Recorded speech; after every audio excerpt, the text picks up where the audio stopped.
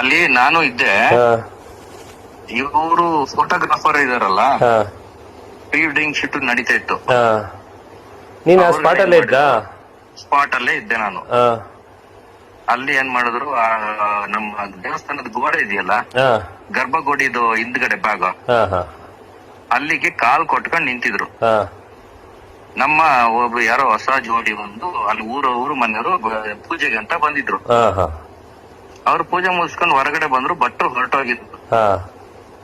ಅವ್ರು ಪೂಜೆ ಮುಗಿಸ್ಕೊಂಡು ಹೊರಗ್ ಬಂದಾಗ ಇವ್ರು ಕಾಲ್ ಕೊಟ್ಕೊಂಡಿದ್ ನೋಡಿ, ಕಾಲ್ ಕೊಡ್ಬೇಡಿ ಅಲ್ಲಿ. ಇವರು ಫ್ಯಾಮಿಲಿನೇ ಬಂದಿದ್ದು, ಗಂಡ ಹೆಂಡತಿ? ಎರಡು ಜೋಡಿ ಇವರು. ಇವ್ರು ಬಂದ 2 ಜನ ಜೆಂಟ್ಸ್, 2 ಜನ ಲೇಡೀಸ್. ಯಾರು? ಊರವರು? ಲೋಕಲ್ ಊರವರು. ಅವರು ಹಿಂಗ್ ಕಾಲ್ ಕೊಡ್ಬೇಡಿ, ಇಲ್ಲಿ ದೇವ್ರ ಗರ್ಭಗುಡಿ ಇರೋದು, ಈ ಕಡೆ ಬಂದ್ ಮಾಡ್ಬಿಟ್ಟು ಫೋಟೋ ಶೂಟ್ ಮಾಡ್ತಿದ್ರೆ ಈ ಕಡೆ ಮಾಡ್ಕೊಳ್ಳಿ ಅಂತಂದ್ರು. ಅದೊಂದೇ ಕಾರಣಕ್ಕೆ ನೀನ್ ಯಾವನ್ ಹೇಳಕ್ಕೆ ಅಂತ ಅವ್ರು ತೆಗೆದ್ರು.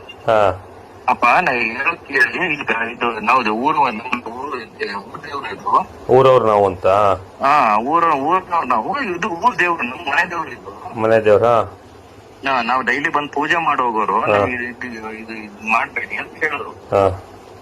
ಅದಕ್ಕೆ ಅವ್ರುಗಳು ನೀನ್ ಯಾವನ್ ಕೇಳಕ್ಕೆ ಹಂಗೆ ಹಿಂಗೆ ಅಂತ ಗಲಾಟೆ ಎಬ್ಸ್ಕೊಂಡ್ರು. ನಾನು ಅಲ್ಲಿ ಏನ್ ಮಾಡಿದೆ, ಅವ್ರ ಚಪ್ಪಲಿ ಗಿಪ್ಪಲಿ ಹಾಕೊಂಡು ಹೋಗೋದು ಸಾಮಾನ್ಯ ಅಲ್ಲಿ.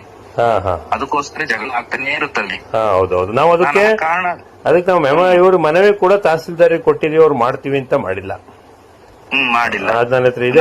ಕಾರಣ ಇರ್ಬೋದು ಅಂತ ಹೇಳ್ಬಿಟ್ಟು ನಾನು ಕೇಳೋಣ ಅಂತೇಳಿ ಅಲ್ಲಿ ಹೋದೆ. ಅಲ್ಲಿ ಹೋಗಿ ಕೇಳ್ಬೇಕಾದ್ರೆ ವಿಷಯನೇ ಚೇಂಜ್ ಇದು.